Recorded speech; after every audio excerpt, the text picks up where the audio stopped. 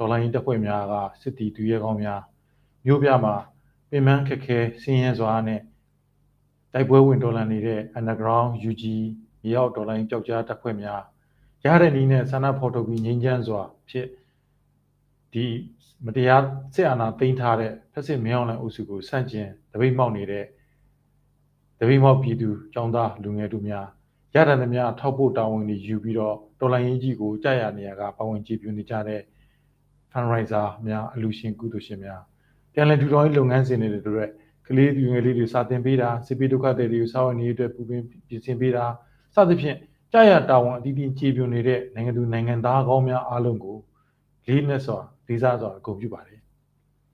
ခုဒီနေ့ဒီညနေလေးပေါ့ကျွန်တော်အချိန်ရတဲ့အခိုက်လေးမှာတင်ပြချင်တာကကျွန်တော်တို့လည်းတွန်း message တွေပေးပို့ပြီးတော့ပြည်တွင်းကဒေါ်လာရင်းတပ်ဖွဲ့လူငယ်တွေသူသဖြင့်စစ်ရေးကိုတည်တည်ချာချာလေ့ကျင့်ခွင့်မရခဲ့ပဲမရလိုက်ပဲကမန်းကန်းစုဖွဲ့ပြီးတော့ရက်တူတင်တန်းလေးတွေ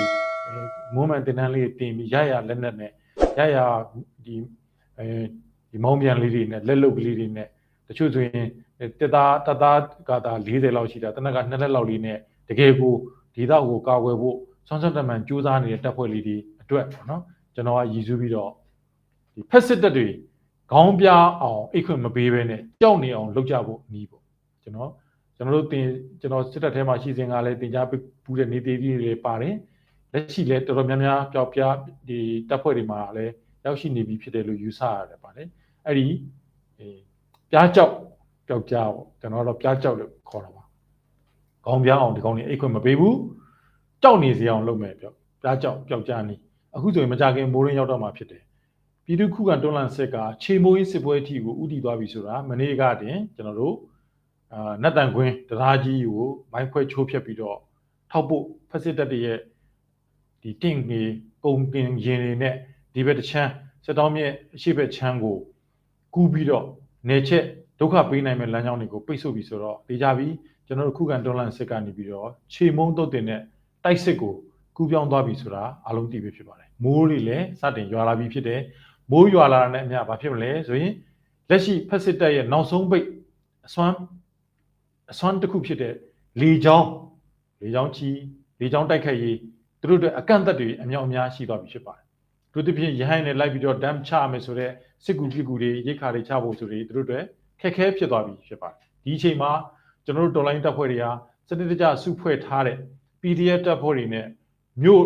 ကြီးတွေအနီးကိုချိကပ်ဖို့လည်းတစ်ဖက်ကစူးစမ်းနေတာတွေ့ရတယ်လို့ကြေးလက်ဒေသအများအများမှာရှိတဲ့ဒေသကာကွယ်တပ်ဖွဲ့အသီးသီးရလည်းပဲအခုဆိုရင်တပ်ဆွမ်းသမျှပြင်ဆင်ကြိုးပမ်းနေကြတာကိုတွေ့ရပါတယ်ခက်ခဲတွေအများကြီးရှိတယ်ဆိုတော့ကျွန်တော်တို့သိပါတယ်စိတ်ဓာတ်တွေလည်းတချို့တွေတော်တော်လေးကိုထိခိုက်နေတဲ့အနေအထားရှိတယ်ဆိုတော့ကျွန်တော်တို့ကြားသိရပါတယ်ဒါကလည်းနှစ်ကျော်ကြာလာတဲ့ဒေါ်လာရဲ့အရှိန်အဟုန်ရဲ့ပြင်ပန်းစည်းရဲမှုဒဏ်တွေရဲ့ဒီစားဝတ်နေရေးမှာအာဟာရပြေဝအောင်မစားနိုင်တာရဲ့နောက်သူတို့မျောလင့်ထားတဲ့မျောလင့်ချက်တွေနဲ့ပတ်သက်ပြီးတော့တချို့သောအရာတွေမပြည့်စုံသေးတာပေါ့တချို့သောအရာဆိုလက်နက်တွေခရမ်းတွေဒီစစ်စင်စီမံချက်တွေစက်သွေးနဲ့ပတ်သက်တဲ့တိကျတဲ့ဒီစစ်တပ်ကြီးတက်ဖြစ်ဖို့အတွက်စီမံဆောင်ရွက်ပေးရတဲ့ခန်းကဏ္ဍတွေဒါတွေတချို့တွေမပြည့်စုံသေးတာကိုတွေ့ရတယ်ဒါတော့စိတ်သက်တည်နေနေကြာတာတွေ့ရပါတယ်အဲ့တော့ကျွန်တော်ကသူတို့အားပေးချင်ပါတယ်ကမ္ဘာမှာဖြစ်ခဲ့ပြီးတဲ့နိုင်ငံကြီးတွေအားလုံးရဲ့တော်လှန်ရေးကြီးတွေဟာအနည်းဆုံး10နှစ်10နှစ်15နှစ်အချိန်ယူရပါတယ်ကျွန်တော်တို့ကအခု2နှစ်ကျော်မှာတင်ကိုကျွန်တော်တို့တနိုင်ငံလုံးကပြည်သူခုခံတွန်းလှန်စစ်ကတိုက်စစ်ဖြစ်ကိုစတင်အသွင်ပြောင်းပြီးတော့ရမှတ်ထင်လို့နိုင်မယ်ထင်လို့လက်နက်နဲ့နိုင်ငံတော်ကိုအာဏာသိမ်းခဲ့တဲ့မင်းအောင်လှိုင်အုပ်စုအခုဆိုရင်ဘယုံဘယင်းနဲ့ဖီယိုဖီရဲအလဲလဲကွဲကွဲဖြစ်တာကိုမနေ့ဟန်ဆောင်ဖုံးဖိပြီးတော့သူ့တပ်ဖွဲ့ဝင်သူပြန်လိန်ညာနေရတဲ့အဆင့်ကိုရောက်ရှိနေပြီဖြစ်ပါတယ်။သို့တော့သူတို့မှာတော့ပြောနိုင်တာတော့ရှိတာပေါ့ရိတ်ခါတွေလူရက်ထားတာတွေအများများရှိတယ်။ဒီ2နှစ်တာကာလအတော်ထဲမှာသူတို့ဟာတိုင်းသူပြည်သားတွေရဲ့ဘဏ္ဍာတွေကတိုင်းသူပြည်သားဆိုတဲ့စပကြီးတွေကတိုင်းသူပြည်သားတွေရဲ့ပိုင်ဆိုင်မှုတွေကနီးပေါင်းစုံနဲ့လူရက်ဓမြတိုက်ထားတော့ကြသူတို့မှာတော့အရှမ်းပဲရိတ်ခါ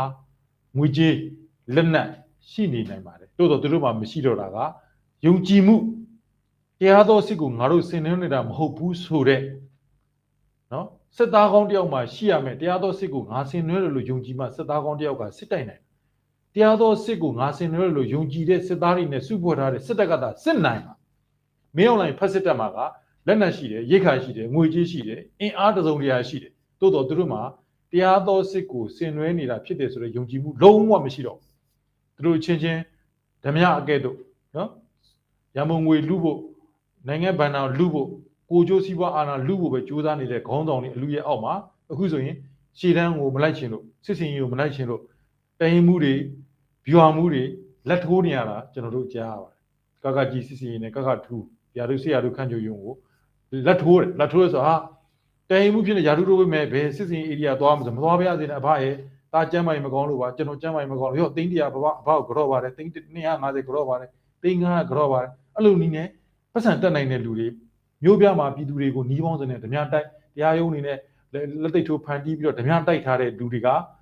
ကရှည်တန်းစစ်မြေပြင်ဧရိယာတွေမသွားဘူးရှည်တန်းဆိုတော့အမှန်တကယ်တော့သူတို့မျိုးပြမှာနေတဲ့ရှည်တန်းမှာပဲမျိုးပြမှာတော့ဒီနေ့တော့အနေကင်းတာပေါ့မျိုးပြပျောက်ကြားတွေမှာလက်နက်ရှည်တွေဒီကျေပြန့်တဲ့အင်အားတွေနဲ့ထိထိရောက်စကန်းသိန်းတိုက်ပွဲတွေမတိုက်နိုင်တော့သူတို့မျိုးပြမှာတေလာတယောက်2ယောက်ပေါ့ဟိုမှာကတော့ဒီတိုင်းသားဒေသတွေမှာတော့တစ်ခေါက်တည်လို့ရှိရင်သူတို့ဘက်ကတည်ရင်20 30တည်နေတဲ့အထိဆိုတော့တပ်ထဲမှာစစ်တပ်ထဲမှာကခြေတန်းမထွက်ဘူးအဲ့လိုမျိုးလက်ပြီးလက်ယူနေသူလှုပ်လာကြပြီအဲ့တော့မိုးတွင်ရောက်လာပြီမိုးတွင်ရောက်လာတော့ကျွန်တော်ကအဓိကမြေပြန့်လွင်ပြင်ဒေသနဲ့ကျွန်တော်တို့အညာဒေသကတော်လိုင်းတပ်ဖွဲ့ဝင်တွေဥတီပြီးတော့ပြားကြောက်ပျောက်ကြားနေစနစ်နဲ့ပတ်သက်တာကိုကျွန်တော်ဘူးဒုဒအနေနဲ့ပြောပြချင်ပါတယ်အဲ့တော့စိတ်သက်ခွန်အားလည်းဖြစ်စေဘူးဒုဒလည်းရစေမျိုးပြမှာရှိနေတဲ့တာမန်အယသားပြည်သူတွေကလည်းပဲဒီပျောက်ကြားနေစနစ်ဆိုတာကိုနားထဲမှာဆွဲဝင်မှတ်သားမိအောင်ကြိုးစားပြီးအခြေမြေမျိုးပြကိုဝင်ရောက်လာမဲ့ကျွန်တော်တို့ပြည်သူ့ကာကွယ်ရေးတပ်ဖွဲ့ဝင်တွေဝင်ရောက်လာတဲ့ခါမှာမျိုးတွင်းမှာပဲစနစ်ရှိပြီးတဲ့ပျောက်ကြားနေစနစ်တွေနဲ့လက်ကြံအကျွင်းကြံဖက်စစ်တပ်တွေကိုခြေမုံသုံးတင်နိုင်ဖို့အတွက်ပြင်ဆင်နိုင်ဖို့ရည်ရွယ်တင်ပြတာဖြစ်ပါတယ်အဲ့တော့အစင်းစစ်လက်နက်စုဖွဲ့ပြီးတဲ့ပကဖတွေပြည်သူ့ကာကွယ်ရေးအဖွဲ့တွေဒေသကာကွယ်ရေးအဖွဲ့တွေ PDF တွေအတွက်ကျွန်တော်ကပျောက်ကြားစနစ်စစ်စင်ရေးအတွက်လိုအပ်တဲ့စွမ်းရည်တွေအကြောင်းပထမဦးစွာတင်ပြချင်ပါတယ်။ဦးဆုံးလိုအပ်တာကတော့ကျွန်တော်တို့ပြည်သူတော်လှန်ရေးတပ်ဖွဲ့တွေမှာရောနိုင်ငံကိုချစ်တဲ့နိုင်ငံသားအားလုံးမှာရောပဲရှိပြီးတဲ့အရေးချင်းဖြစ်ပါတယ်။အဲ့ဒါဘာလဲကျွန်တော်တို့တွေဟာဒီနှစ်90ကျွန်တော်တို့နိုင်ငံကိုဂုတ်သွေးစုပ်အုပ်ချုပ်လာခဲ့တဲ့နော်ဖက်စစ်အာဏာရှင်ဖက်စစ်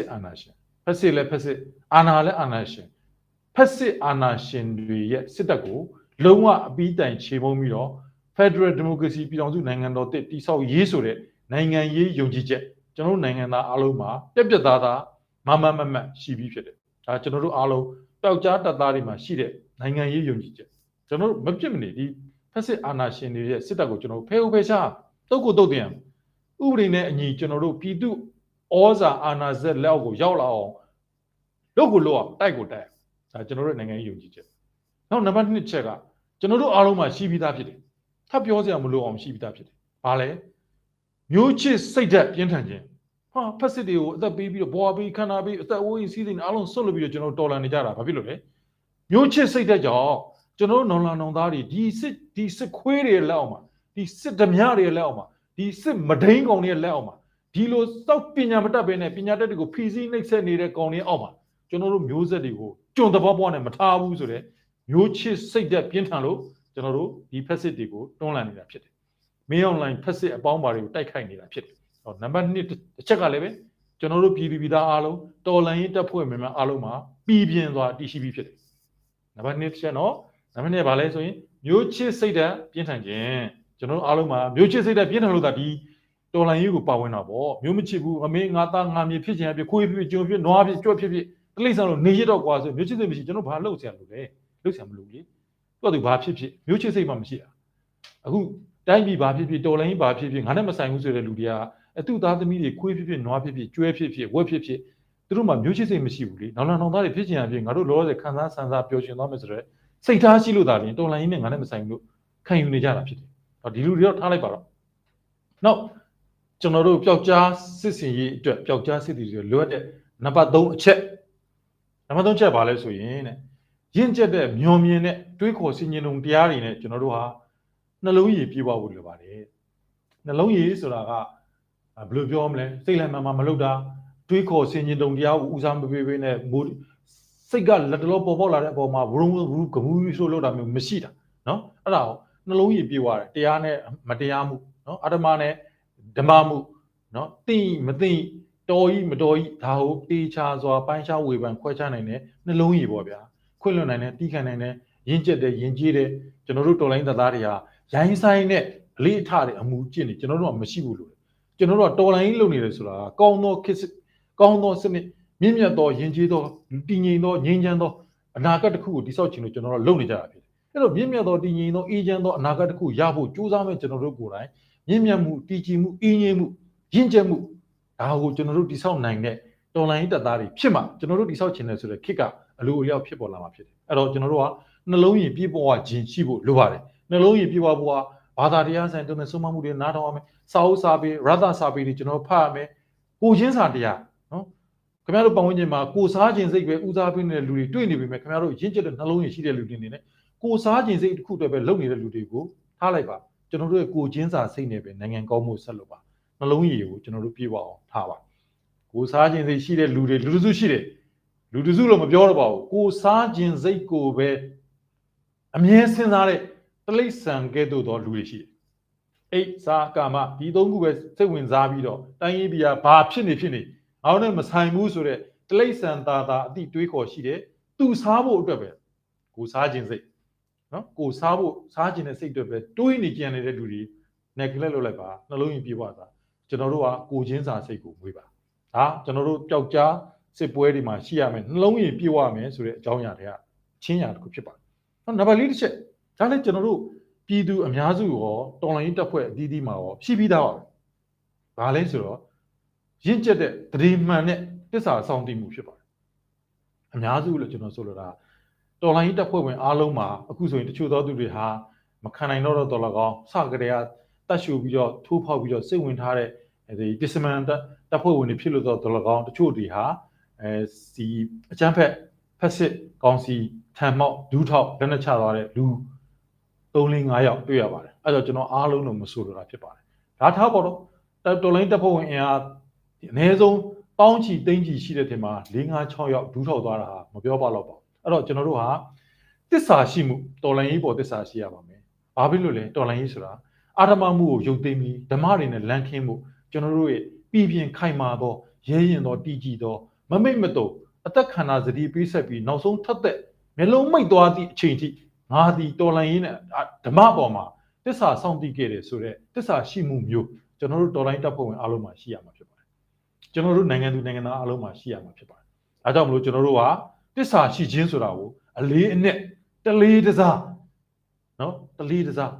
းအများပြည်သူတိမတိကိုတိတစ္ဆာရှိမှုမျိုးကျွန်တော်တို့အားလုံးမှာရှိစေချင်ပါတယ်ကျွန်တော်တို့ဆိုတာလူလားမြောက်ပြီးတဲ့လူအားလုံးနော်လူလားမြောက်ပြီးတဲ့လူအားလုံးစောင့်တည်ရမယ့်တစ္ဆာဖြစ်ပါတယ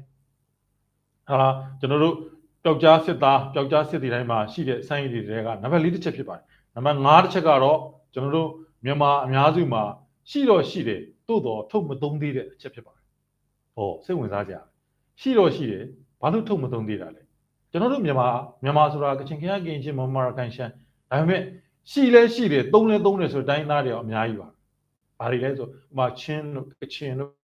နော်ခရင်နီတို့ဒီတိုင်းသားတွေကိုကြည့်လိုက်ဒီနာမည်ကြားရတယ်ကျွန်တော်တို့စိတ်ထဲမှာစက်သိန်းတစ်ပြင်းထားပြီးတော့လေးစားကုန်နေတဲ့စိတ်လည်းပေါ်တယ်လို့ကျွန်တော်တို့ဗမာပေါ့ဗျာကျွန်တော်တို့လူအများစုဖြစ်တာပေါ့ထားပါကျွန်တော်တို့ညီပြန်သားတွေအနေနဲ့ဒီကရင်တို့ခရင်နီတို့ချင်းတို့ကချင်တို့စတဲ့နာမည်တွေကြားရတယ်ကျွန်တော်တို့တိတ်တကူကျွန်တော်တို့လေးစားရပါတယ်ဘာလို့လဲဆိုတော့သူတို့ဟာရဲစန်းတတိရှိတယ်ထုတ်လဲသုံးရဲတဲ့လူတွေဖြစ်နေလို့ပါကျွန်တော်တို့ကနိုင်ငံသူနိုင်ငံသားလူသားအားလုံးမှာအမှန်နဲ့တရားကိုသိသွားပြီဆိုရင်နောင်လာနောင်သားတွေကိုတန်ဖိုးထားတဲ့မျိုးချစ်စိတ်ကိုခိုင်ခိုင်မာမာကျင့်သုံးပြီဆိုရင်လူဘဝရဲ့မမြဲသောသဘောတည်တာမြဲကြီးကျွန်တော်တို့အားလုံးကခက်ခဏအလဲရောက်လာတဲ့လောကကြီးအချိန်တန်ပြန်သွားမှာဘာမှကိုယ်တော့ပါမသွားဘူးဒီသဘောတဘာဝလောကရဲ့သဘောတဘာဝသိသွားပြီးတဲ့ခါကြတယ်ဆိုရင်ကျွန်တော်တို့မှာရှိတဲ့ရဲစွမ်းတတ္တိကိုထုတ်သုံးဖို့ရဲဝင်လာတတ်ပါတယ်လူတိုင်းရဲစွမ်းတတ္တိရှိတယ်မရှိဘူးလို့ကျွန်တော်ပြောရှိတယ်ဘလို့နေရာမှာရှိတယ်ရံပြစ်ကြပြီစိတ်လိုလေထားထိုးထားခုတ်ကြပြီရဲစွမ်းတတ္တိကအဲ့လိုနေရာမျိုးမှာတော့ရှိတယ်ကျွန်တော်ပြောချင်တဲ့ရဲစွမ်းတတ္တိကအမှန်နဲ့တရားအတွက်ခုချိန်မှာပြည်သူပြည်သားအားလုံးဟာမိမိရဲ့အတွင်းတန်မှာရှိပြီးသားတိုက်ရဲခိုက်ရဲတိုက်ရဲဖြတ်ရဲတဲ့ဆိုတဲ့စိတ်ရဲစွမ်းတတ္တိတီလေးပဲရှိနည်းနည်းလေးပဲရှိကြီးပဲရှိတဲ့ရဲစွမ်းတတ္တိကိုခုချိန်မှာကျွန်တော်တို့အားလုံးဟာတိုင်းပြည်အနာဂတ်ကြီးတစ်ခုကိုထုစစ်ဖို့ဝိုင်းဝန်းပြုံအောအသုံးပြုရမယ့်ကာလရောက်သွားပြီဒါကြောင့်မို့ပျောက်ကြားတပ်ဖွဲ့ဝင်တွေမှာငကိုရှိပြီးသားဖြစ်တယ် မျိုးပြကပြည်သူတွေမှာလည်းငကိုရှိပြီးသားဖြစ်တဲ့ရဲစွမ်းတတိပင်ကိုရှိတဲ့စိတ်သက်ကိုကျွန်တော်တို့အားလုံးကိုစီထုတ်သုံးမှုအချိန်ကြာရောက်ပြီဒါကိုကျွန်တော်ပြောချင်တယ်အဲ့တော့ပျောက်ကြားစစ်အတွက်ကျွန်တော်တို့နိုင်ငံသူနိုင်ငံသားအားလုံးမျိုးပြနေပြည်သူများအားလုံး